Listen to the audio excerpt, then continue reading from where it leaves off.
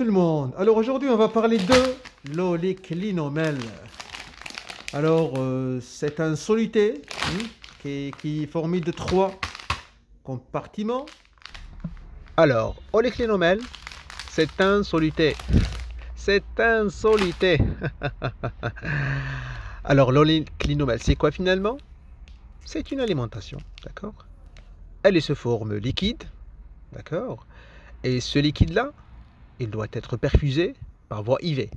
Alors c'est une alimentation par IV. Et ça s'appelle quoi? Ça s'appelle l'alimentation parentérale. D'accord? Alors il est indiqué dans la nutrition.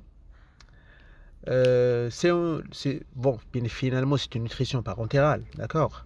Alors elle est indiquée lorsque l'alimentation orale ou entérale est impossible. Quand on dit entérale, ça veut dire par la voie naturelle.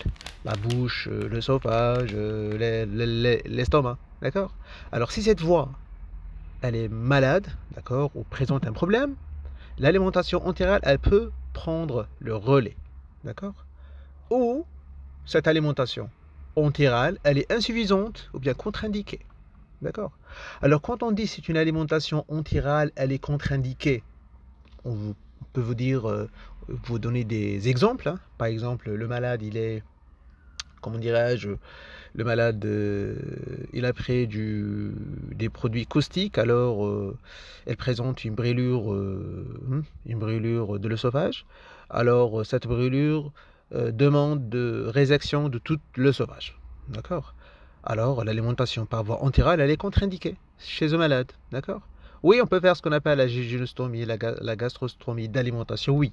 Mais en attendant de faire tout ça, il faut que le malade mange, d'accord? Il faut que le malade s'alimente, d'accord? Et l'alimentation par voie orale, elle est contre-indiquée. Alors, on peut mettre cette alimentation parentérale, d'accord?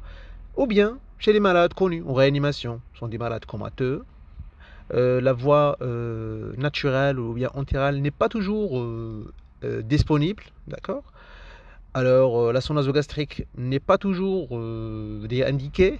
Alors, l'alimentation parentérale, cette oléclinomèle, il peut prendre le relais, d'accord, en attendant de la mise en place de jéjunostomie, toute cette histoire.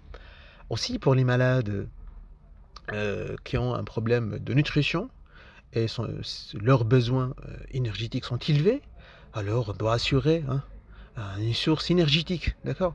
Si alors la voie entérale, elle est contre-indiquée ou bien insuffisante, elle n'assure pas un apport suffisant pour X raisons, d'accord. Le malade, il ne veut pas manger pour un problème cancéreux par exemple, ou bien pour un problème psychiatrique, peu importe la cause, l'essentiel que les apports énergétiques pour le patient sont insuffisants. Alors on doit les remplacer, ou bien on doit rajouter cette alimentation parentérale, d'accord. Alors finalement, l'oléclinomèle, on a plusieurs présentations. On a le N4. Alors vous allez trouver ce N4 là au-dessus, hein, le four camel, d'accord. Alors on a des flacons ou bien des poches où on trouve le N4, d'accord. Et on a oléclinomèle le N5, le N6, le N7, d'accord, et le N8. D'accord, on a plusieurs présentations. Chez nous, on a pratiquement le N4 et le N7. Ce que vous voyez ici, c'est le N7, d'accord. Et pour le N4 et le N7 et le N5, N6, toute cette histoire, on a plusieurs présentations. On a le 1 litre, on a le 1 litre et demi et on a le 2 litres. D'accord? De chaque, bien sûr, de chaque ce type d'oléclinomèle. On a le N4, on a le 1 litre, le 1 litre et demi et le 2 litres. Et dans le N7, on a le 1 litre et le 1 litre et demi et le 2 litres. Plusieurs présentations. Alors, il est composé de 3 compartiments comme vous voyez, d'accord? Un compartiment blanc, c'est l'émulsion lipidique, d'accord? Parce qu'en gros, le malade, quand il mange, ou bien nous, quand on mange les 3 apports. Apport glucidique, lipidique et protéique.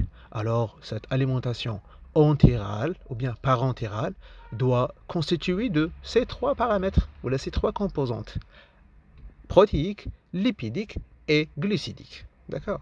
Alors, on a l'émulsion lipidique qui se trouve à gauche. Cette émulsion lipidique, il a une couleur blanche, d'accord, qui se forme, qui a un aspect laiteux, d'accord.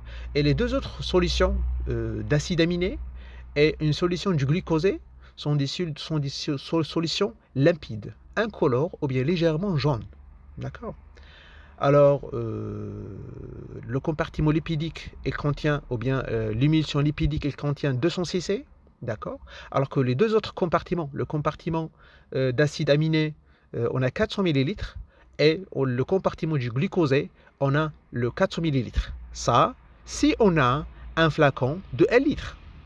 Alors, si on a un flacon de 2 litres, pour l'émulsion lipidique, il va contenir 400 ml et 800 ml pour les compartiments glucosé et acide aminé. D'accord? Alors pour ce côté-là, pour l'émulsion lipidique, on a deux types de lipides. On a l'huile d'olive raffinée et on a l'huile de soya. D'accord? Excellent. Et pour le côté aminé, acide aminé, on a les acides aminés connus. On a alanine, arginine, glycine, histidine, leucine, lysine, les acides aminés connus. D'accord? Dans le côté glucosé, on a 200 ml ou bien 400 ml s'il s'agit d'1 litre et on a 800 ml s'il s'agit de 2 litres. D'accord?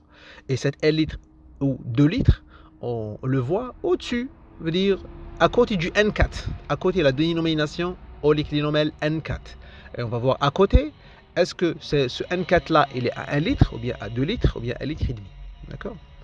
Excellent. Pour le compartiment glucosé, le glucosé, il est ici dans cette poche-là à 400 ml et c'est un G20. D'accord? C'est un G20. G20 veut dire on a 20 grammes dans 100 cc de ce liquide-là. D'accord? Ça, c'est le 20 grammes pour le, comment dirais-je? Pour le N4. Pour le N7, on a une glucosé de 40%. D'accord? On va dire 40 grammes dans 100 cc. D'accord? Alors le N4 et le N7, la concentration du glucose, sont pas les mêmes. D'accord? Et on a aussi les électrolytes. D'accord? On a du calcium dans le compartiment glucosé. Et d'autre côté, le compartiment acide aminé, on a le sodium, le magnésium et bien sûr le potassium. Alors pourquoi on n'a pas mélangé le calcium avec le magnésium? C'est connu parce que si on fait le contact entre calcium et magnésium, ça va provoquer une précipitation et des petites particules et ça c'est pas bien du tout pour le malade. D'accord? Alors on a séparé, on a mis le magnésium dans le compartiment acide aminé et on a mis le calcium dans le compartiment glucosé. D'accord? Alors en gros, c'est une alimentation entérale, elle doit apporter une énergie, d'accord? Elle doit apporter des calories, d'accord? Alors pour les calories totales, alors dans le N4, d'accord, le N4 il peut comporter pratiquement à 1000, je pense, 1760, ou bien à la limite 2000, bon on parle à la limite du N7, d'accord. Alors pour le N7, la forme 2 litres, elle contient 2400 kilocalories. D'accord, réparties sur, bien sûr, les calories glucidiques, lipidiques et toute cette histoire. D'accord? Et rappelez-vous toujours que nos besoins, chez un adulte, d'accord, dans la phase, les besoins, elles se diffèrent. Les besoins caloriques chez un malade, par exemple, dans la phase aiguë d'une inflammation, les besoins sont très importants. Un malade dans la phase de cicatricielle, suite à une brûlure grave, les besoins sont très importants. Un malade, il est dans la phase aiguë, d'accord, d'une pathologie X, alors il demande assez d'énergie. Alors on doit apporter cette énergie à notre malade. Par rapport à notre malade qui n'est pas dans cette phase aiguë-là, d'accord, les besoins sont différents entre situation clinique à une autre situation et d'un malade à un autre, d'accord. Alors les besoins en général, les besoins énergétiques normaux, veut dire dans les situations normales, il n'y a pas assez de demande de cette énergie. En moyenne, elle est autour de 25 à 40 kilocalories par kilo par jour. Ça, c'est les besoins chez un adulte. D'accord? Alors, si on veut maintenant répartir ou bien convertir ces besoins-là de kilocalories par kilo par jour en millilitres, parce qu'on a l'oléclinomètre qui se forme liquide, d'accord? Alors, il se forme millilitres, d'accord? Alors, comme dose maximale journalière, on peut donner jusqu'aux 40 millilitres par kilo du poids corporel. Ou bien, je veux dire, si on prend un malade qui pèse 70 kg, 2800 millilitres d'émulsion, d'accord, pour perfusion sur 24 heures, paraît suffisante comme dose, bien sûr, maximale, d'accord. Et ça c'est pour le N4, d'accord. Si on prend le N4 comme moyen, comme oleclinomèle, on dispose le N4, alors on peut donner jusqu'au 2800 millilitres par jour, hein, par 24 heures, d'accord. Par contre, si on n'a pas l'oleclinomèle N4, on a le N7, alors peut-être la quantité, elle peut être un petit peu moins, c'est autour de 2500. D'accord, 2500 millilitres hein, de N7, d'accord, toujours pour un sujet de 70 kg, hein, d'accord.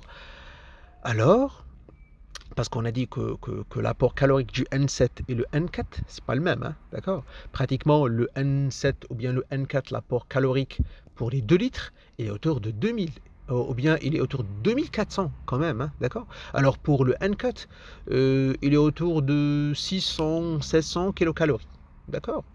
Excellent. Alors maintenant, si on prend, ou bien on a dit que l'oleclinomèle il contient d'un apport ou bien des calories, bien sûr, et il contient aussi des électrolytes, hein, d'accord. Mais n'oubliez pas qu'il ne contient pas ni vitamines et ne contient pas des oligo-éléments. D'accord. Alors, quels sont les oligo-éléments là? Quels sont ces oligo-éléments quand même? Alors, on a le silicium, le zinc. Voilà les oligo-éléments qui sont très importants pour l'être humain. Nous, qui mangent par voie naturelle, on trouve tous ces oligo-éléments, tous ces oligo-éléments dans l'alimentation hein, qu'on reçoit chaque jour. D'accord. Par voie naturelle, bien sûr. Ce qu'on mange, dans ce qu'on mange, il y a des oligo-éléments veut dire suffisants pour nous. D'accord. Par contre, un malade qui reçoit une alimentation parentérale stricte, on doit assurer cet apport. Alors on peut, l'oleclinomèle, il ne contient pas ces oligo-éléments. Alors on doit les rajouter selon les besoins, bien sûr. Alors on peut les rajouter, d'accord, dans le compartiment, bien sûr, où se trouve ce embout-là qui sert à injecter ces oligo-éléments. Alors on a aussi certains oleclinomèles, certaines poches qui ne contiennent pas des électrolytes, ni magnésium, ni sodium, ni potassium. Alors ils sont destinés pour les malades qui sont annexés, un petit peu annexés de ces électrolytes. Hein. Par exemple, un malade qui a une hypercalémie, on ne doit pas lui rajouter du potassium, d'accord. Par contre, ces sachets-là, ou bien ces flacons qui sont pauvres en électrolytes, on peut rajouter les électrolytes, bien sûr, dans ces poches-là, si on a besoin, bien sûr. Hein. C'est pour cette raison ils l'ont laissé vide, d'accord, et pauvre en électrolytes. Par contre, on a d'autres, comme le flacon qui se trouve devant nous, il est riche en électrolytes, d'accord. Alors, calcium dans le compartiment glycosé et magnésium, et sodium et potassium dans le côté acide aminé. Mais n'oubliez pas vous pouvez rajouter des électrolytes, d'accord, dans les poches vides qui ne contiennent pas des électrolytes, mais ne dépassez pas certaines concentrations, d'accord. Rappelez-vous toujours, pour le potassium, ne dépassera jamais 1 gramme par 1 litre. Ou bien 1 gramme par heure plutôt, hein, d'accord. La meilleure concentration c'est 1 gramme pour 250 cc, d'accord, pour éviter de brûler les veines, d'accord. Le sodium aussi, n'oubliez pas d'apporter une quantité énorme. Pour le calcium et le magnésium aussi, hein, n'oubliez pas de faire passer ou bien de rajouter des quantités énormes, d'accord. Les oligo-éléments, vous pouvez les rajouter selon les demandes, d'accord. Alors, une chose très importante, cette oleclinomèle, on a 2 présentations. On a le N4 et le N7. D'accord. Le N4, pourquoi ils ont mis N7, N4, N8, N5, N6? Alors le N4, il est destiné pour les patients qui n'ont pas un cathéter veineux central. D'accord.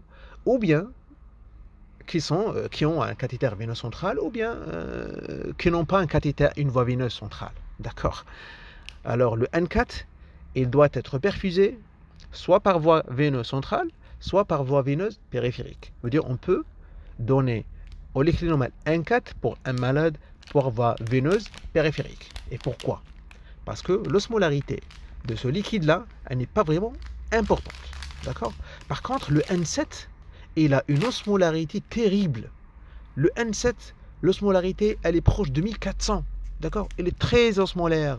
Alors, il est interdit de faire passer ce liquide-là à travers d'une voie veineuse ou à travers d'une veine périphérique. d'accord, ne perfusez jamais le N7 dans une voie veineuse périphérique. C'est contre-indiqué. Pourquoi? Parce qu'il va brûler les veines et il va provoquer, à cause de cette hyperosmolarité, et il va provoquer quoi? Il va provoquer des thrombophlébites. Alors, s'il vous plaît, il faut toujours être sûr que le loliclinomène que vous avez est adapté pour la voie veineuse périphérique. Alors le N4, il est destiné à la voie veineuse centrale et périphérique, les deux à la fois. Par contre, le N7, il est destiné que à la voie veineuse centrale. Pourquoi? Parce que la voie veineuse centrale, l'extrémité, elle se trouve dans une veine de gros calibre. D'accord? Alors, il n'y aura pas ces lésions là, les thrombophlébites et toute cette histoire. D'accord? Alors, perfuser le N7 à travers un cathéter central, c'est obligatoire.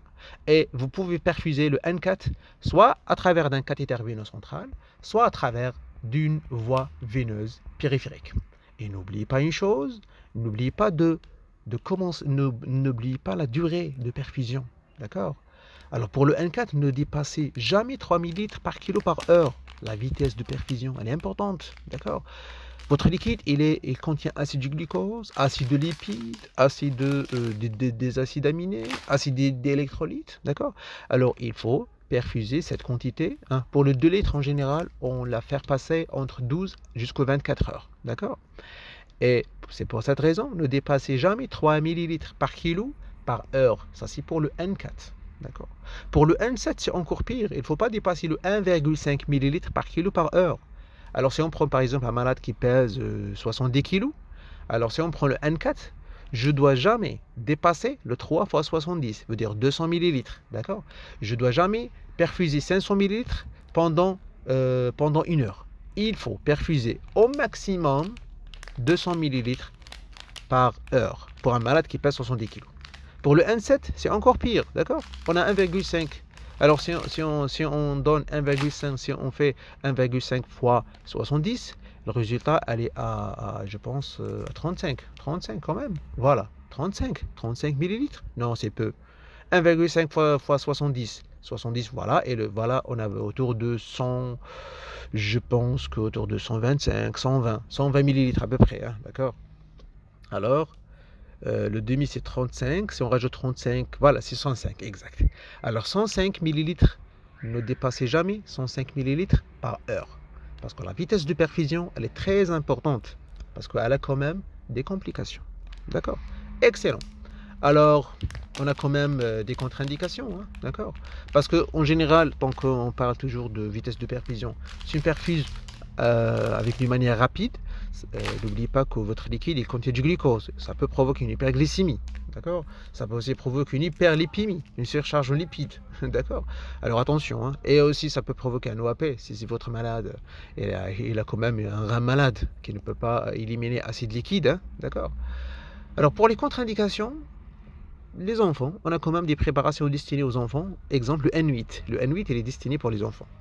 Alors, il est contre-indiqué chez les enfants moins de 2 ans, d'accord, parce que le rapport calorique et azoté n'étant pas approprié, d'accord.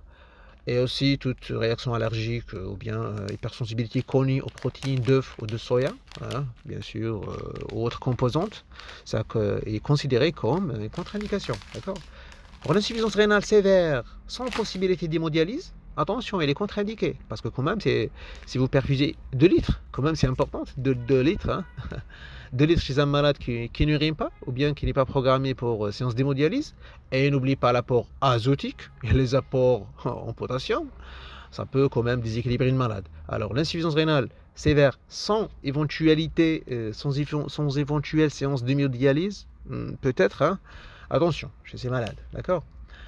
Les malades avec une insuffisance hépatique sévère sont bien sûr, elle est considérée comme contre-indication. Pourquoi? Parce que le foie est malade, il ne peut pas dégrader l'apport azotique qui se trouve hein, dans le compartiment protéique. Et bien sûr, les anomalies congénitales du métabolisme des acides aminés, parce qu'on apporte hein, des acides aminés. Alors si le malade il a des pathologies congénitales contre ces acides aminés, pourquoi on les rajoute quand même hein, d'accord? Aussi, un trouble important de la coagulation est considéré comme une contre-indication. Une hyperlipidémie, ou bien, bien sûr, une hyperlipidémie grave, ça est considéré comme une contre-indication, parce qu'on apporte quand même du lipide, d'accord? Notre liquide, il contient du lipide. Alors, il n'est pas destiné aux malades avec une hyperlipidémie importante ou bien sévère, d'accord? Attention. Et aussi pour les malades, parce que notre liquide, il contient aussi du glucose. Alors, attention. Attention pour les malades avec une hyperglycémie qui nécessite plus de 6 unités d'insuline par heure, ça peut provoquer des problèmes, d'accord? Alors si vous pouvez gérer votre hyperglycémie avec l'insuline, c'est bien. Par contre, si les besoins en insuline sont très importants, à raison de 6 unités par heure pour équilibrer la glycémie, de préférence, arrêtez cette oligénomène-là, d'accord? Et bien sûr, n'oubliez pas chez les malades qui ont un problème cardiaque sérieux, et un problème cardiaque, attention à la vitesse de perfusion, hein, d'accord? Et le volume, ça peut provoquer un OAP, hein, de surcharge. Aussi pour les malades avec une insuffisance rénale, d'accord? Qui n'ont pas une DRS conservée, qui ne se fait pas dialyser. Alors attention, ces apports-là, elle peut provoquer un OAP de surcharge. Et aussi pour les malades instables. D'accord? Votre malade, par exemple, elle est en post-traumatique sévère. Hein, elle est dans la phase aiguë, dans les premières heures après un trauma crânien, après un diabète décompensé, après un état de choc, un infarctus du myocarde. C'est pas vraiment un choc septique sévère. Un coma hyperosmolaire, c'est pas vraiment le bon moment pour apporter comment dirais-je, hein, pour apporter l'oléquinomèle. D'accord? L'oléquinomèle, en général, il arrive en général dans la phase où les besoins sont très importants, mais pas dans la phase aiguë, d'accord, d'une maladie. Le malade, il est quand même, il a besoin de concentrer avec le germe, ou bien sûr, ou bien la phase aiguë, à gérer ses paramètres. Parce que quand on dit malade instable, veut dire ses organes sont malades, d'accord? Alors, ne lui rajoutez pas quand même un apport, hein? Il va se trouver après en guerre avec ces apports azotés, d'accord? Avec cette quantité du liquide, ces émissions lipidiques, d'accord? Alors, les premiers jours, d'accord, ou bien voilà, les premiers jours ou bien chez un malade, il est quand même instable, d'accord, évitez de l'utiliser, d'accord, excellent. Maintenant, pour comment on fait ou bien comment on utilise ce flacon là, bon, si vous voyez la vidéo jusque là, très bien très bien, excellent, bravo à Texaha. Vous allez, parce qu'avant d'utiliser l'oléquinomèle, il faut savoir, hein, vous utilisez quoi, quelles sont les indications, les contre-indications, avant de commencer à mettre en place cette perfusion. Mais ne pas mettre en place cette perfusion et après on cherche les indications, contre-indications, non. Au début, on doit tout savoir concernant ce liquide là. D'accord? Alors, pour mettre en place cette perfusion, il faut enlever bien sûr le sachet externe, d'accord? Et enlever cette petite, hein, ce petit blanc, ce petit truc là blanc, d'accord? Bon, elle est là pour éliminer l'oxygène, hein, l'oxygène qui se trouve, pour absorber l'oxygène qui se trouve là, d'accord? Alors, éliminer ce petit truc là, d'accord? Ne le conservez pas.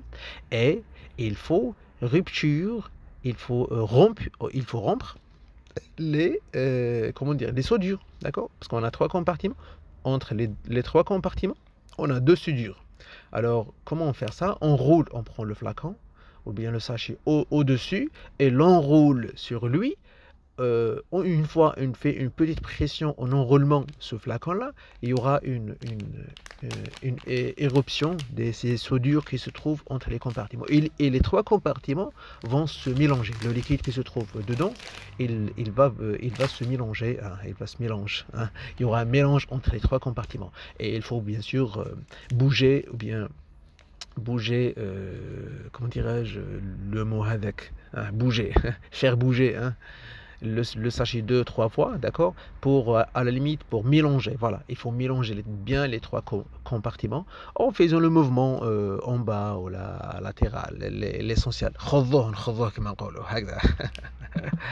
J'ai oublié le mot, d'accord. Alors, une fois le liquide est prêt, tout le compartiment maintenant, tout le sachet maintenant est prêt, et quand il y a un liquide blanc, d'accord, on met un perfuseur, d'accord, et on commence à perfuser.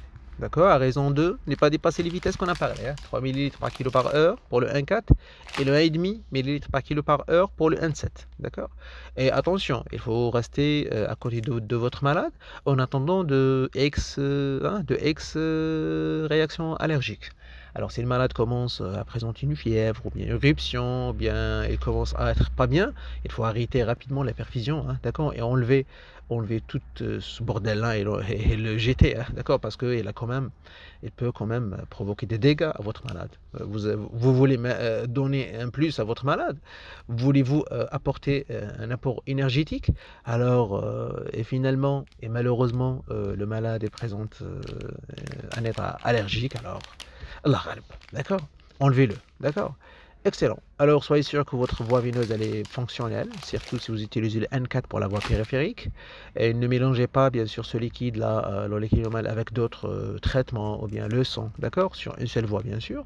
Évitez, mettez-le sur une seule voie, d'accord? Alors, on peut perfuser une quantité de liquide autour de 2 litres à la limite pendant 24 heures, d'accord? Et ne perfusez jamais un liquide, puis arrêter et le laisser à côté, et après le réutiliser après plusieurs heures, d'accord, ou bien la prochaine fois. Non, ça c'est pas logique du tout, parce que vous avez quand même un apport liquide qui est riche en émissions lipidiques, et ça va être un milieu favorable pour le développement des germes. Alors attention, une fois vous décidez d'arrêter la perfusion, et vous n'avez pas le rebrancher pendant quelques minutes, ou bien à la limite 1 heure, quelques heures, si on peut dire, d'accord? Alors si vous restez, si le liquide par exemple reste 12 heures, plus de 12 heures à la limite, ou plus de 6 heures, à côté avec le perfuseur, sans être perfusé chez le malade, alors jetez-le quand même, d'accord? Vous ne pouvez pas le réutiliser, d'accord? Et en général, je pense qu'on a fait le tour sur le liquidinomèle. Rappelez-vous toujours que c'est une soluté, elle est bonne pour l'alimentation entérale, mais il faut toujours garder à l'esprit et mettez devant vous les contre-indications et les indications, la quantité et certaines précautions. D'accord? Voilà, j'espère que c'est clair et bon courage.